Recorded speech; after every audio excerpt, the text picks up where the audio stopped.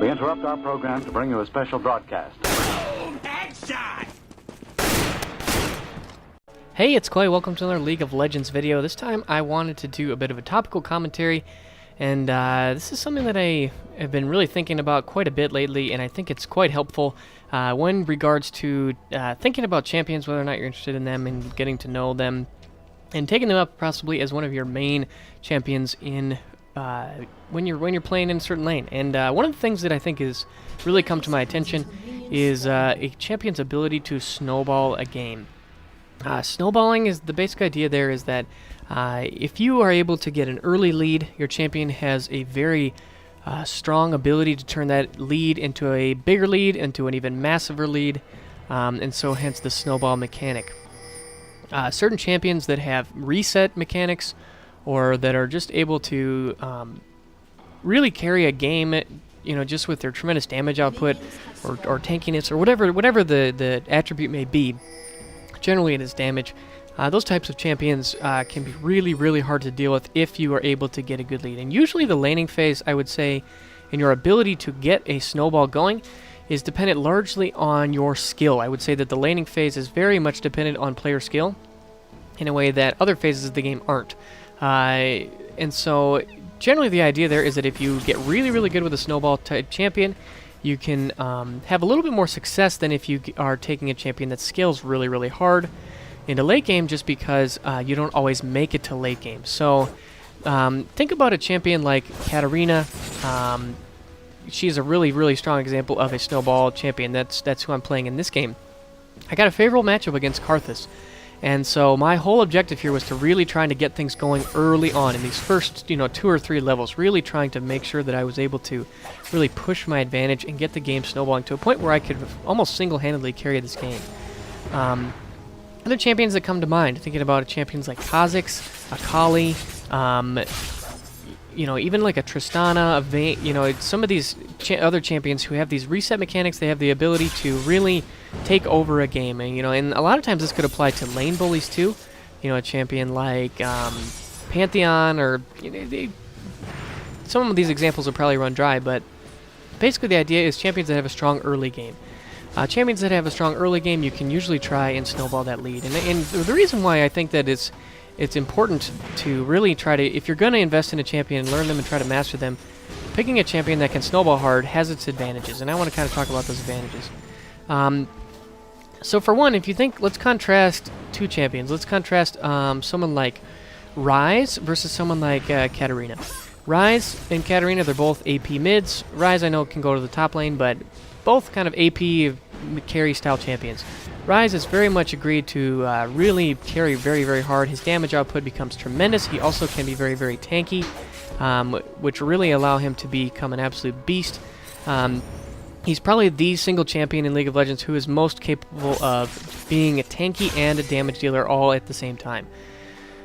But Ryze has a very weak early game. He has very difficult time. If you shove him to lane, he has a difficult time last hitting under turret. He just has a really hard time in general getting farm going early on, just because he's got limited range, he's got limited damage, very little mobility, and if you can really shut him down, he can have a hard time getting going. So if you think about, if you play 10 games, how many of those games are you actually going to get to the point where you get farmed enough to actually get to the point where you can carry the game? Versus if you think about somebody like Katarina. If you are able to get a couple of early kills, like right there, I had a good gank from Udyr, able to pick up a kill onto Karthus. And this really was just the beginning of the snowball, able to pick up some nice items, able to come back to lane and be even stronger, and I'm just very confident in my play against Karthus for the rest of the match. Largely because I was able to get that first blood. And if you think about it, you always are going to play the early game. Every single game has a laning phase. Every single game, at minimum, the game could be over surrender at 20. That's the most, about pretty much as minimal as it could get. You can see we're picking up another kill. I'm picking up an assist right there on the Karthus again. This Udyr just camping my lane and snowballing me out of control. Every single game you have an early game. Every single game you have a laning phase. And if you're able to really skillfully play that laning phase, you can really consistently get to a point where you can carry games. Whereas on a champion like Ryze or a champion like Vayne. Vayne is a prime example. I play a lot of AD carry, and I really enjoy playing Vayne. But one of the main reasons why I don't like playing Vayne a lot, especially in ranked play, is because she has such a difficult time early game, especially against champions like Varus or Caitlyn. She just has such a difficult time. You can see I'm roaming here to really try to press this advantage. But especially against those certain champions, Vayne can just really, really have a difficult time accomplishing anything. Because she is so limited in her range, in her spells, they just don't really scale that well early on. She can have a really, really difficult time. So I find that when I was playing Vayne, certainly I would have a couple of games, like let's say if I played 10 games, perhaps maybe 3 or 4 of them, I was able to successfully get farmed and navigate through the early game, and get a couple of good kills and really get myself ahead.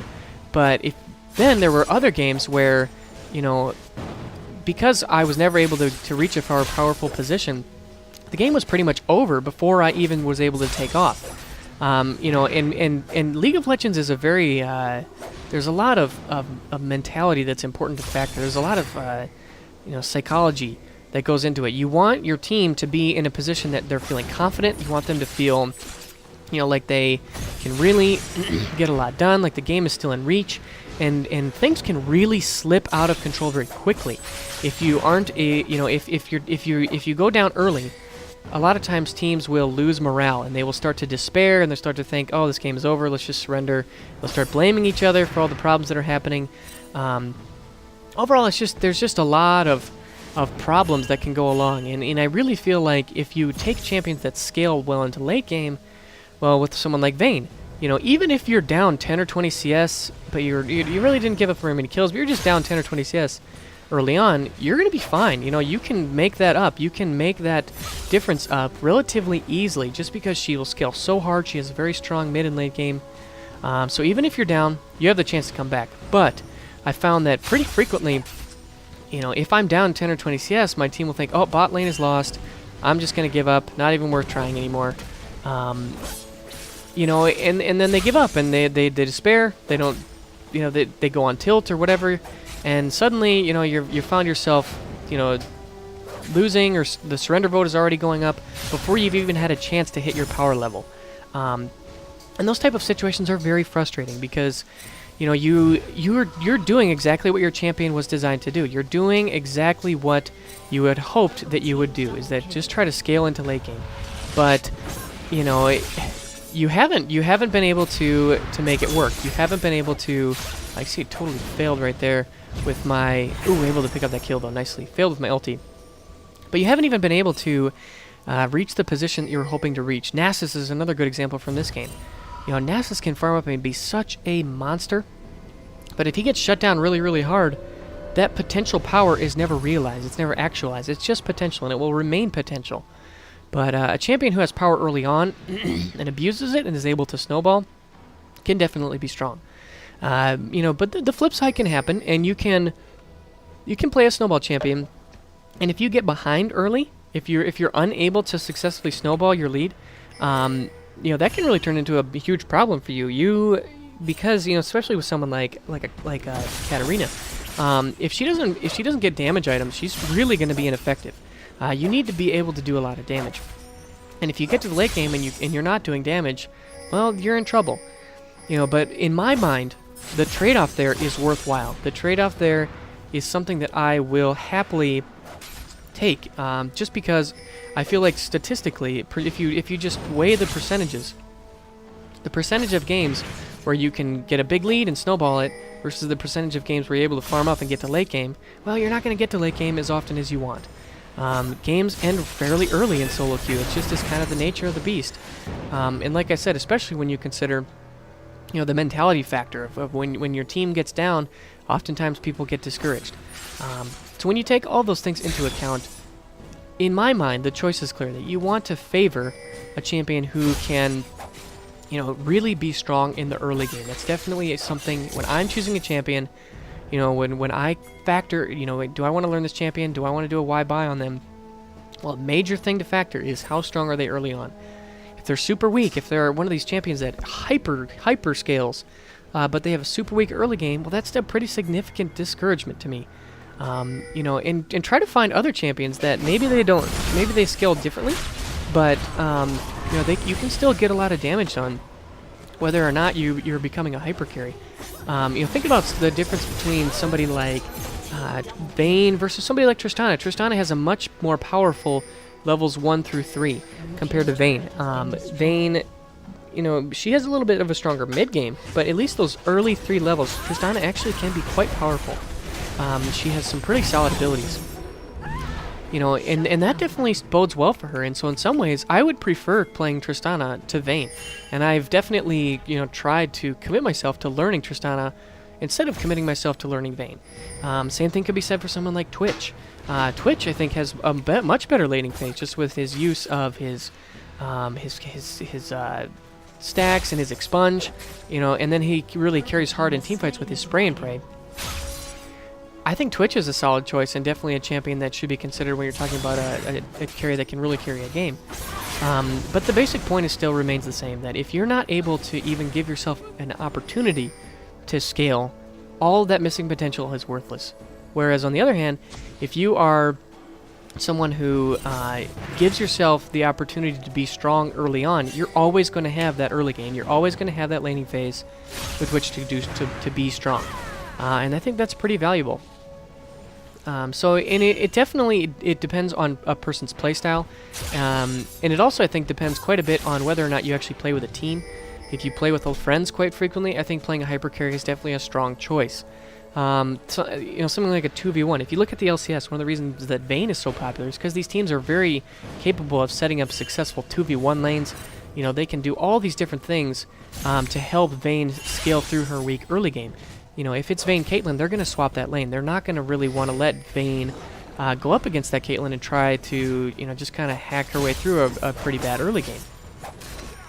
That's not necessarily something that you can do in solo queue, though. That's not really a tactic that is very reliable to be successful in the solo queue environment. You want to pick champions that have that strong early game, just in my opinion.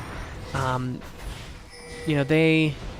just think it is a much more safe route. Like I said, if you just look at the statistics of it, how much more frequently are you actually going to be playing an early game compared to how many games do you actually reach a full 6-item build? Those full 6-item 15-minute build games are a little bit rare. They don't happen all the time. They're super fun when you can actually carry that game really, really hard late. But there are champions out there that have a little bit more of a smooth scaling rate. Think about somebody like a Zed, I think, is a great example. His ability, his laning phase is super strong and super safe. He has the ability to do a ton of damage. His shadows give him a lot of safety. He can be quite strong. But if you think, on the other hand, about... Vayne actually lets me go. She definitely made a mistake there to let me go. I totally forgot my train of thought right there. But anyways, the point remains the same. I really do think that it's valuable to really try to play these champions that have a stronger early game. And again, talking about Zed, he has a safe laning phase. He's got great wave clear. But then when you go to late game, you become a really strong carry because you can single-handedly blow up the enemy's carry. He doesn't carry to the fact that he can kill everyone, but he can kill the most important target almost in about 2 or 3 seconds flat, the time that it takes for his ultimate to pop. So if your enemy AD carry makes one false move, he is done. His goose is cooked, and he's going to be in a lot of trouble. And so that's a reason why I would definitely prefer playing Zed, versus somebody who's more of a late game, a late game scaling carry, But like I said, it's all. I don't want to say this is a hard and fast rule. This is just something that I've been thinking about, as I've been playing more solo queue, trying to, find some champions that really work for me to really master down. And I've just found in general that, because games tend to end relatively early, playing a champion like this, like watch right here, I'm so strong that I can easily clean up these kills, getting reset after reset. Even standing in Karthus' Defile, I'm not really that scared. Playing a champion like Katarina in solo queue, especially at lower levels, if you can learn how to successfully navigate the early game, if you can, even against some of her counters, some champions like Diana or some of these other champions that are considered to be very, very strong against Katarina, if you can learn to maneuver your way through those matchups, you can really do a lot of work. Just taking a look at where things are at right now, I'm at 11-2, 102 CS. I am massive. I've already finished the death cap, finished my haunting guys, getting another blasting wand towards a Abyssal Scepter, I believe is what I'm going for next. I am massive. There's almost no way that we can lose this game. There's almost no way that this game... I mean, just...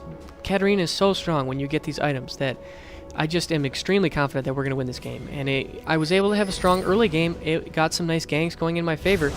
And am able to turn that into a really big victory. We're doing an 18-minute Baron here.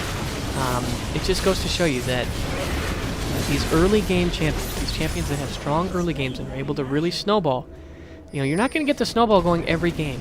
But I would say that at least giving yourself the opportunity to get a snowball going is preferential to having champions who scale super hard, you know, but have a weak early game to compensate. So as we kind of let this game finish and take out, I believe there's less than a minute left. I would be really curious to hear your guys' thoughts and opinions on whether or not you think that playing champions that scale really hard in Snowball, if you've had a lot of success with them, or if you tend to play, you know, those champions that are really, really heavy scalers, champions that can really do a ton of... Just blew up that Sejuani, no big deal. I'd be very, very curious to know what you guys think about that and what kind of champions you'll enjoy playing, because I really do think that this is something that I've kind of taken to heart, and it's just something that... as Nasus gets taken out by the turret, that was pretty funny.